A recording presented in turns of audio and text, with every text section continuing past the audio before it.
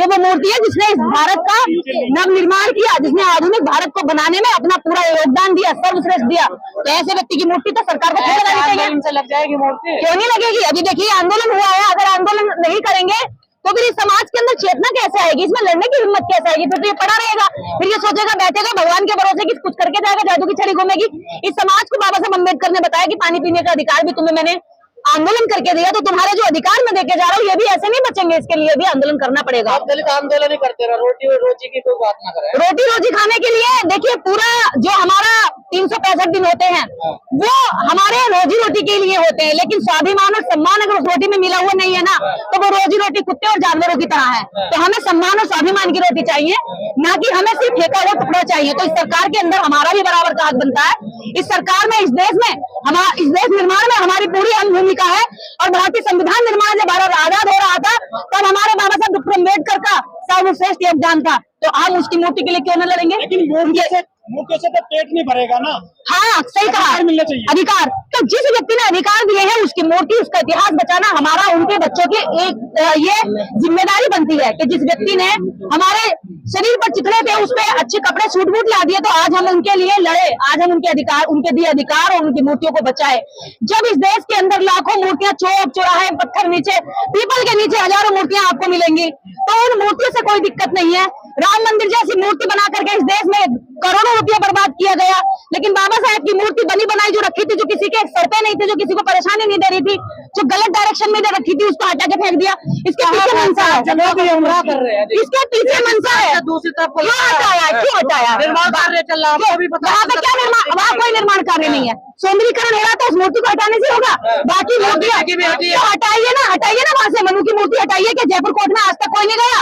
क्या जयपुर कोर्ट की ओर संज्ञान नहीं गया? जयपुर से हटाइए ना मनु की मूर्ति।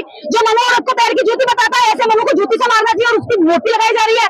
तो आप लोग राजनीति कर रहे हैं क्यों? डॉक्टर अम्बेडकर के साथ जो है जातिवाद जुड़ा है, डॉक्टर अम्बेडकर के साथ गलत मंशा जुड़ी हुई है। डॉक्टर अम्बेडकर के विचार से पार्टियां डरती हैं, सबर क्लास के लोग डरते हैं, क्योंकि डॉक्टर अम्बेडकर की मूर्ति, डॉक्टर अम्बेडकर के विचारों से दलितों के अंदर, महिलाओं के अंदर, दबों के, कुचलों के, पिछड़ों के और वंचितों के, शोषितों के मन में हिम्मत आती है, लड़ने की हिम्मत आती है, खड़े होने की ताकत आती है, सामना करने की उसके अंदर प्रबल इच्छा शक्ति खड़ी होती है। तो इसलिए डॉक्टर अम्बेडकर के इतिहास को मिटाकर उनकी ताकत को खत्म करना चाहते हैं। अब डॉक्टर अम्बेडकर से नफरत नहीं है, अब डॉक्टर अम्बेडकर की मूर्ति तथा उनके विचारों से नफरत है। यही कारण है कि उनके कौन सी नफरत है? गांधी, अरे भैया गांधी के साथ भी तो यही हो रहा है। गांधी का नाम स्वच्छता भारत अभियान के साथ चला रहे, कूड़ा डालते और झाड़ू लगा के दिखाते। सच में कूड़ा कहाँ उठाते हैं वो लोग? कूड़ा अपनी बाल्टी से डालते, अपनी झाड़ू से झाड़ू लगा देते, और वो भी नई झाड़ू से छूते भी नहीं है। झाड़ू लगाने वालों से पूछो ना झाड़ू कैसे लगती है, सुबह उठ के शहर साफ करता है वो। तो इस देश के अंदर जब तक डॉक्टर अम्बेडकर की विचारधारा के साथ दुश्मनी निभाई जाएगी तब तक इस भारत के अंदर भाईचारा, इस भारत के अंदर एक दूसरे के दलित समाज लोग सड़कों पर है, कभी सुप्रीम कोर्ट फैसला दे देता, कभी सरकार कोई फैसला ले लेती है, कभी कहीं बिल्कुल रहेगा ना। ये तो सड़कों पे, इसके पास कौन से महल है, इसके पास कौन सा कारपोरेट जगत का ये मालिक बैठा है, इसके पास कौन से मंत्री पदों पे बैठा हुआ है? ये तो सड़कों पर ही है साहब, ये सड़कों पर ही है, इसके पास है ही क्या?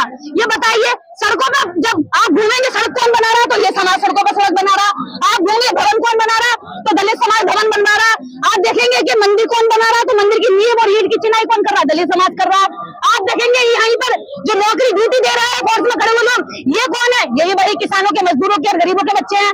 तो धन्ना सेठों के बच्चे तो एसी में बैठे हुए हैं, विदेशों में पढ़ाई कर रहे हैं। यहाँ पे अगर लड़ने के लिए कोई रह गया है, इस संविधान को बचाने के लिए कोई बचा है, देश को बचा कोई सकता है तो वो अम्बेडकर राइट मूवमेंट बचा सकता है। अम्बेडकर राइट 2024 के चुनाव में नहीं देखा आपने कौन बचा रहे थे संविधान? वो दोगले लोग हैं, वो झूठे लोग हैं। ये वही लोग हैं जिन्होंने, जब बाबा साहब डॉक्टर अम्बेडकर की पहली बार इस संसद में मूर्ति स्थापित हो रही थी तो औरतों को जेलों में डाला करते, वहाँ एक औरत ने बच्चे को जन्म जेल में दिया था और इस मूर्ति को स्थापित कराने के लिए संघर्ष किया गया था, हजारों लोगों को जेल में ठूस दिया गया था। उस टाइम कांग्रेस थी और आज बीजेपी है। कांग्रेस ने तब अपना चरित्र दिखाया था, आज बीजेपी अपना चरित्र दिखा रही है। तो भाई यहाँ तो काशीराम साहब सही कहते थे, एक सांप नाथ है, एक नागनाथ है, दोनों हरे घास में छुपे हुए हरे सांप है और हमें डस रहे, बार बार डस रहे। हमारा 100% खा करके हमें 2 रुपया देकर हमें सहला देते हैं कि भैया खुश रहो दलित, हमने तुम्हारे साथ खा लिया, और फिर कहते हैं हम तो तुम्हारे साथ खाना खा लेते हैं, हम तो भेदभाव करते हैं नहीं, हम तो जातिवादी है नहीं। तो मैं कहती हूँ यहाँ से निर्देश सिंह ये बात कहती है कि मैं सवर्णों के साथ खाना खा लेती हूँ, मैं सवर्णों के घर भी चली जाती हूँ और मैं दिल खोलकर आज कहती हूँ कि मैं जातिवाद नहीं करती और मैंने कभी आज तक सवर्णों को एहसास नहीं कराया कि वो हमसे नीच है।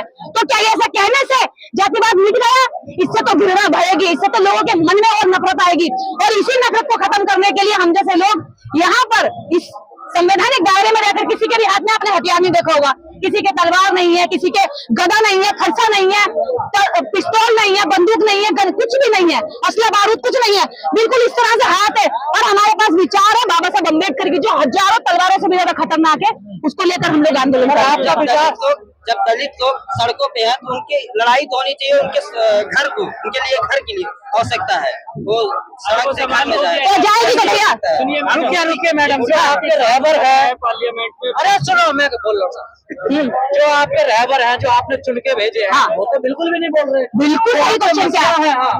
तो सुन लो, ये उन लोगों के लिए बोल रही हूँ कि देखिए पत्रकार सवाल कर रहा है, अगर ये सवाल नहीं भी करते तब भी मैं ये बात बोलती। कहाँ बोलती आप? जो 131 सांसद है उनको चुनकर जब पार्टी टिकट देगी ना, कैसे आदमी को देगी? अगर ये बोलता होगा तो इसको टिकट नहीं देगी, ना कांग्रेस देगी ना बीजेपी देगी, किसको देगी? इसकी जबान यहाँ से सिली हुई होगी क्या भैया? हाँ, जबान सिली होगी और इसके हरिये से लग रहा होगा कि दलित है भैया, बोलने वाला नहीं है। अगर हमारे साथ बैठेगा तो अपना थर्माकोल का गिलास ला लो, नीचे बैठ के पानी पिएगा, जैसे कि आपने हाथ वाले टिकट से पहले सारे बोलते हैं आप। नहीं, टिकट से पहले कौन बोलता? कौन बोलता टिकट से पहले? आप 131 सांसद में से मुझे लिस्ट ला के दीजिए, कितने सांसद ऐसे हैं जो सामाजिक आंदोलन की लड़ाई लड़ रहे थे और उनको पार्टी ने टिकट दिया हो? पार्टी टिकट ऐसे लोगों को देती है जो सामाजिक आंदोलन की लड़ाई ना लड़े, जो सामाजिक न्याय की लड़ाई ना लड़े। पार्टी ऐसे चुने गिने चुने लोगों को लाती है जो न्याय की लड़ाई न लड़ करके बल्कि अन्याय के लिए, पेड़ को काटने के लिए कुल्हाड़ी में लकड़ी का काम करें, तो ये वो लकड़ियां ढूंढकर उनको टिकट देते हैं।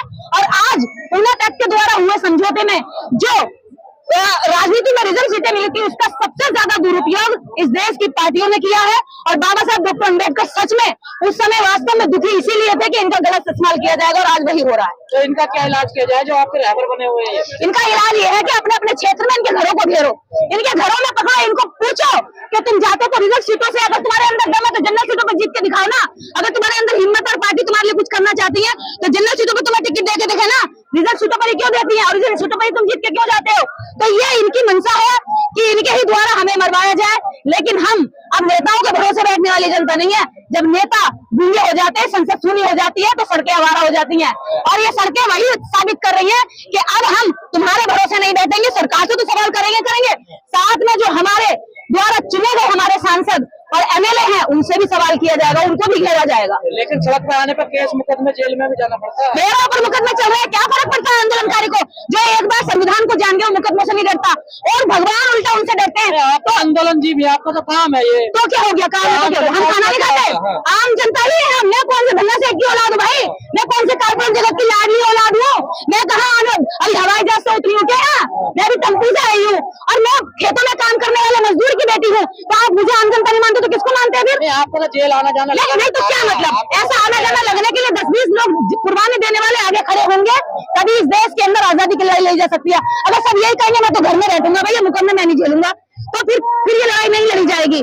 किसी को तो रिस्क लेना पड़ेगा। और हम जैसे जब लोग आगे नहीं आएंगे, शिक्षित लोग, तो फिर हम अशिक्षित अपने कमजोर लोगों से कैसे उम्मीद लगा सकते हैं? तो उनकी लड़ाई लड़ने के लिए हमें मजबूती से आगे रहना पड़ेगा, तभी हम अपने कमजोर भाइयों का हाथ पकड़ के उन्हें सही लड़ाई की दिशा दिखा सकते हैं। गर्मी हो